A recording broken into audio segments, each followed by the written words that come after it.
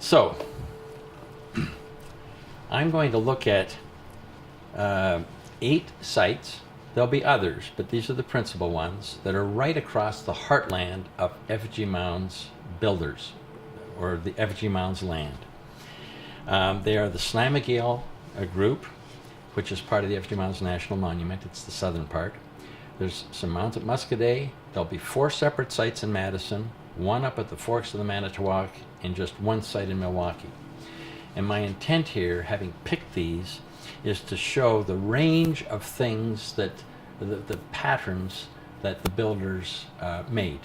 So this is an introduction to these sites. Later, I will interpret each site. Okay, so here's a picture of about 100 mounds, of which there are about 10, they're in green, that are effigies, and they're on the bank of the Mississippi. So this would be the Mississippi, and you can see the birds are flying this way, and the bears are walking that way. And this is a site that D. Smith, the Nebraska Ho-Chunk, has called these as snake mounds. Everybody's going this way. That means the river is going this way. There are only 2 sites in Wisconsin where effigies go upstream. They're both at places of portage in the north of the state. So when you see a group of mounds on a riverbank, you can tell by looking at the mounds which way the river is flowing. All right, we're going to come back to this site. We're going to go over here to the Muscadet site. So here's another pattern that you would see. There's a crest of a hill. This is called the East Hill. There's a group of mounds that more or less in a line. This bird mound has a hump on it. It's the highest point, which would mean that you would stand here if you were going to make some sites. And then over here in the hill to the west, there are 12 conical mounds. And if you stand here and look across the most northern conical mound, you will find a summer solstice sunset. If you stand here and you look straight west, you will find an equinox sunset. And if you stand here and look at this bottom mound, you'll find a date roughly around April the 28th or August the 15th.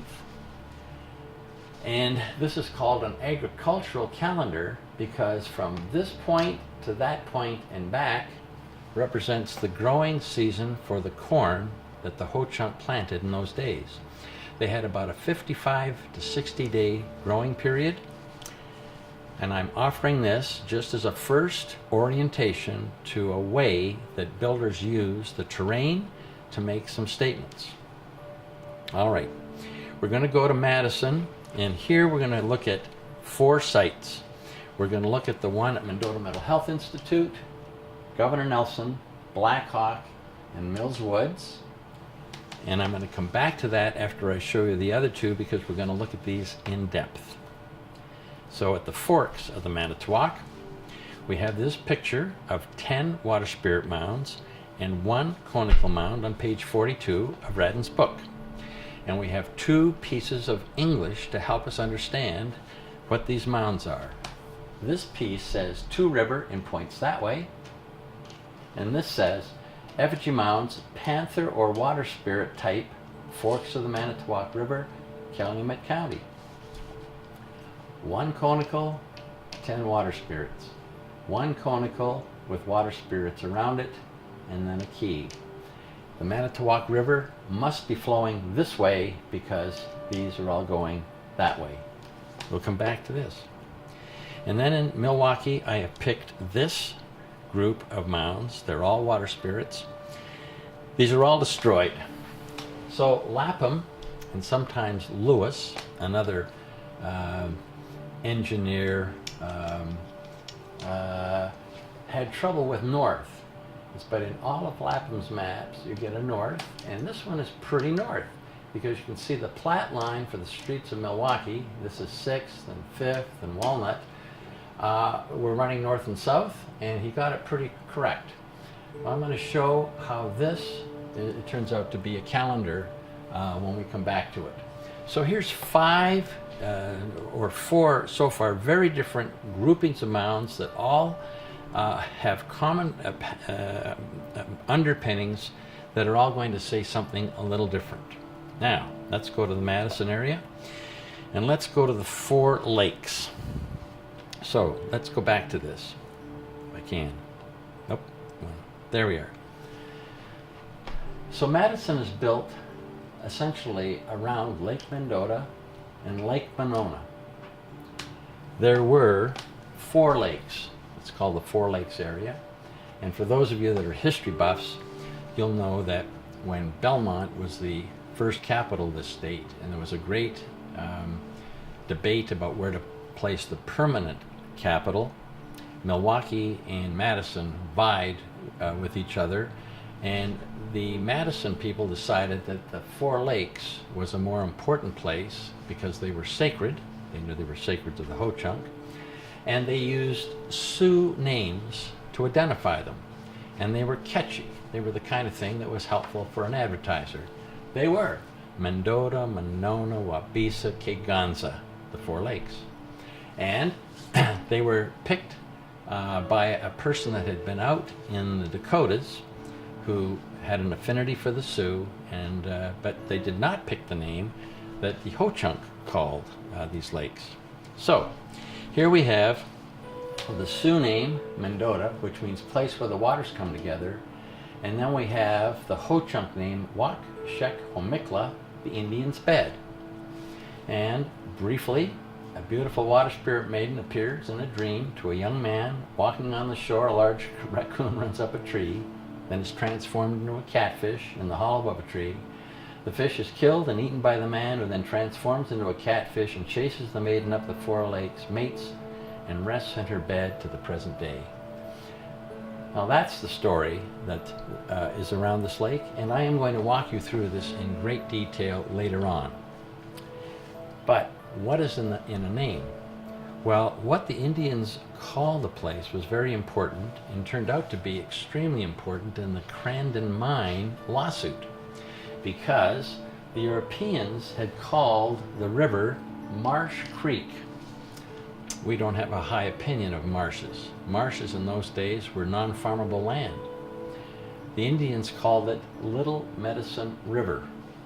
Well, Little Medicine River had meaning to the judge because at various times of the year, the Indians would get in their canoe and they would canoe in to their pharmacy and they would pick their pharmaceuticals that were now ripe and they would go out. It was a place where it was highly valued, and just identifying the area around the Crandon mine by the names that the Indians gave it helped the judge recognize how important that land was to the Indians there.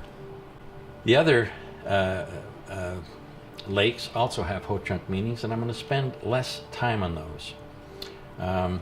The Europeans basically named the lakes according to the flow of the river, and that is Mendota to Monona to Wabisa to Kegonsa.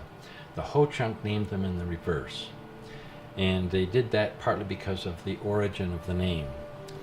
I've made a little reference here for those of you that know that JeanJacques Rousseau, who was a bit of a renegade during the French Enlightenment, had to escape into Switzerland from time to time, and when he died they buried him on JeanJacques Rousseau Island in the middle of the Rhone River, just inside the Swiss border, so that the main ideas of JeanJacques Rousseau would flow through the middle of France for the rest of eternity. There's something similar going on with the headwaters of the Yahara and what flows all the way down these lakes finally to Lake Kegonsa and on. All right, so at Mendota Mental Health Institute, we have this diagram of the mounds that used to be on the North Shore. So one of the problems that we have in understanding any site from yesteryear is the accuracy of the drawings that are left us.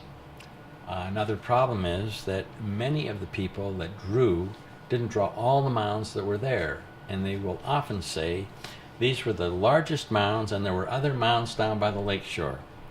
So in 1885 we have what would be the first documentation of this cluster of mounds, and depending on how you count all the little conical mounds, there are 50 to 60 different mounds here, but you can see large eagle mounds. This is a four-legged deer, These look like thunderbirds and so on.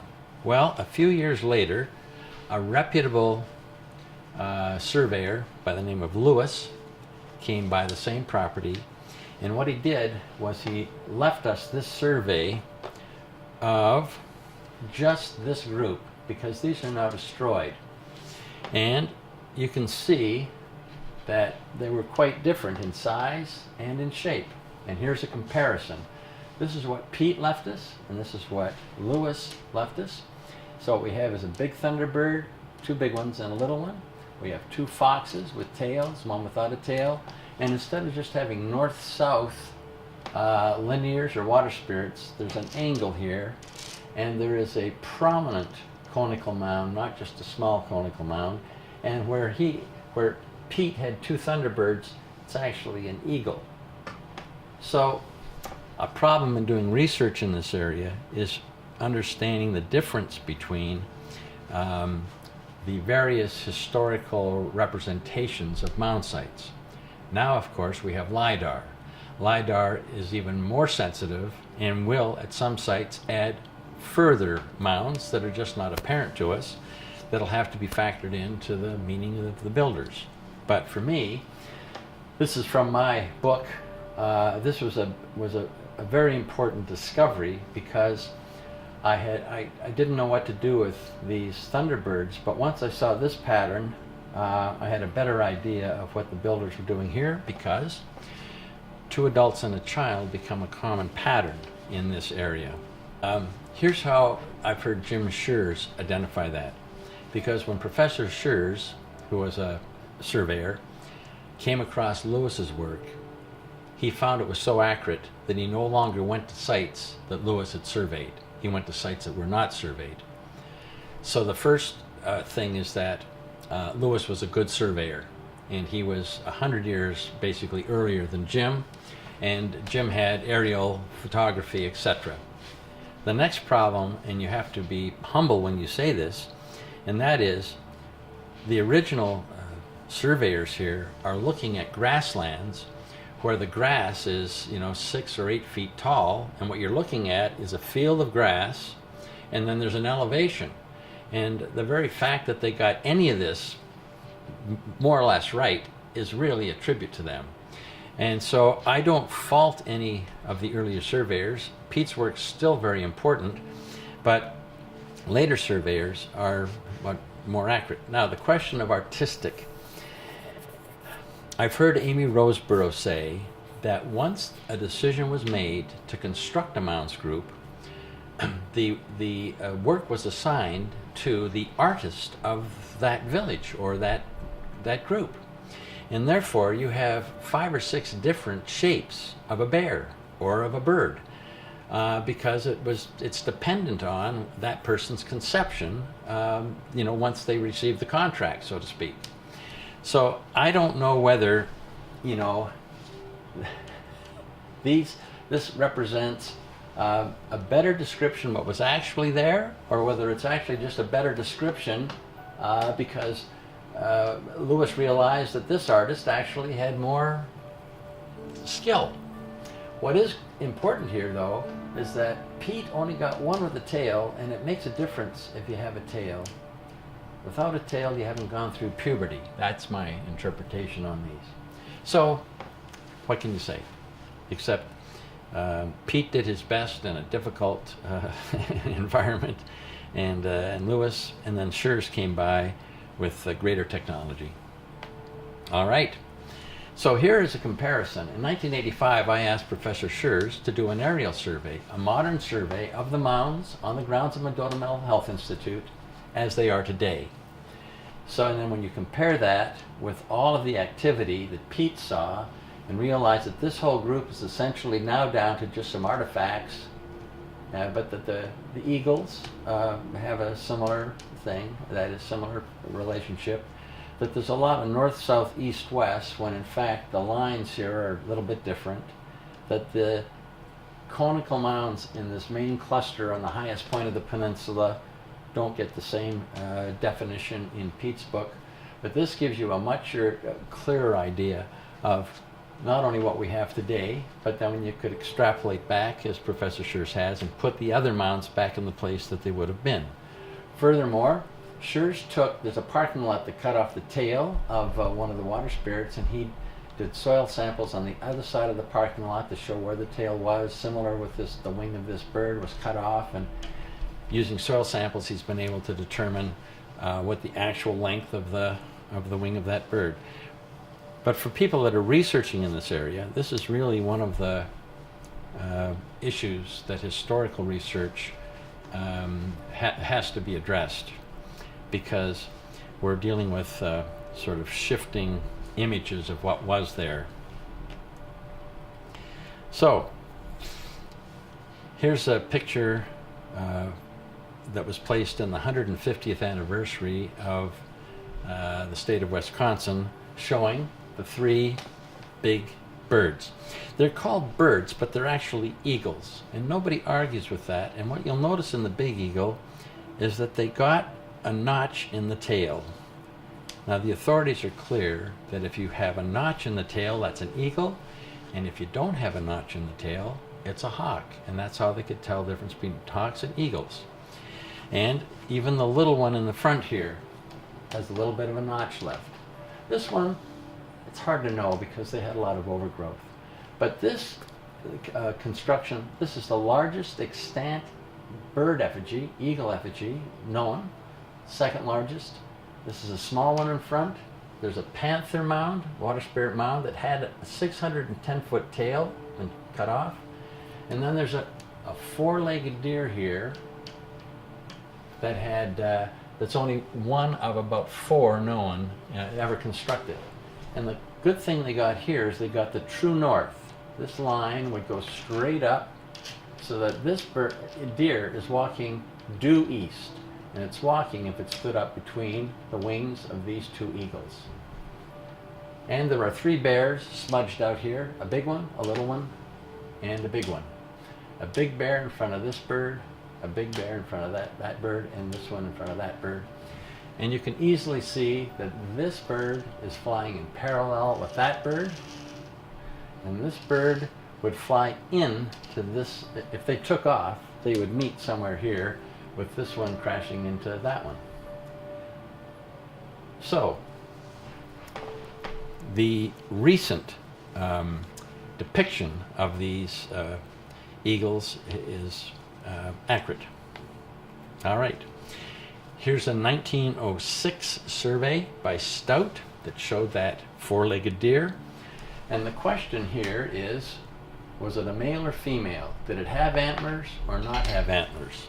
Well, fortunately, Dr. DeHart, who was the superintendent of the hospital at the time, left us this diagram of the deer, and it was clearly, it had antlers, and it was clearly a male. And that becomes important because eventually we should be able to determine the gender of some of the effigies. And here's a place where we'd know that this four-legged deer was an actual male. And that becomes important in understanding other relationships. Okay,